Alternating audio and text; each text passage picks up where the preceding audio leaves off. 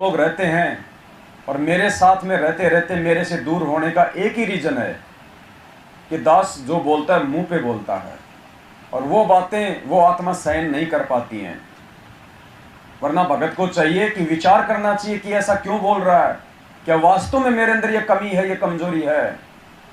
उसको अपना मित्र समझना चाहिए और जो आपके मुंह पे आपकी जो बड़ाई करे सच्ची झूठी, वो तो आपका दुश्मन है। परमात्मा ने क्या कहा, निंदक नीर राखिए आंगन कुटी छवाए, बिन पानी बिन साबुन के निर्मल करे स्वभाव। अरे जो तुम्हारे मुंह पे जो तुम्हारी कमजोरियों को बता दे, तुम्हारी गलतियों को बता दे, वो तुम्हारा सबसे बड़ा मित्र है, ताकि समय रहते तुम उन गलतियों को सुधार लो और आने वाले भविष्य में ठोकर खाने से तुम बच जाओ।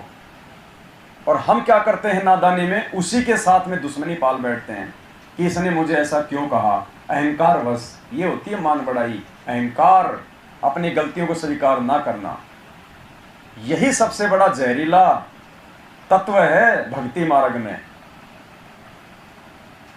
और मुझ पवन दास के साथ में वही टिकेगा जो परमात्मा का होगा। और एक विशेष बात पुण्यात्माओं, मुझ पवन दास के साथ में परमात्मा यदि किसी आत्मा को नजदीक में रख रहा है, या ये दास किसी आत्मा के नजदीक रह रहा है, तो पुण्यात्माओं दो कारण हैं। मेरे साथ में ऐसे कोई व्यक्ति नहीं रह सकता।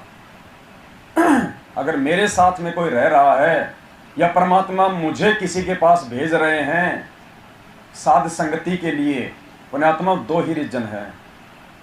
या तो वो आत्माएं ज्ञान में कमजोर हैं और साथ में वो परमात्मा की अच्छी आत्मा है, इसलिए परमात्मा उन आत्माओं को जल्दी पकाना चाहता है ज्ञान आधार से, अच्छी संगति देके, ताकि उनकी हर गलतियों पे टोका टाकी हो, अपनी छोटी छोटी बातों पे वो विचार करें और अपने जीवन में वो सुधार करें, और वो जल्दी से परमेश्वर के ज्ञान से परिचित होकर भक्ति मार्ग में आगे बढ़ें और वो परमेश्वर का पक्का हीरा बने।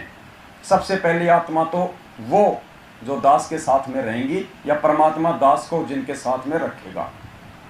दूसरे प्रकार की आत्माएं वो जिनके आने वाले समय में कोई घोर संकट है, कोई परेशानी आनी है, इसलिए परमात्मा उन आत्माओं के पास में दास को भेजता है, या उन आत्माओं को दास के पास में भेजता है, ताकि ज़्यादा से ज़्यादा सुसंगति का फायदा उठा के परमेश्वर को ज़्यादा से ज़्यादा भोग लगा के ज्ञान आधार से अपने आप को परिपक्व करके पांचों यज्ञ की खीर खा खा के वो आत्मा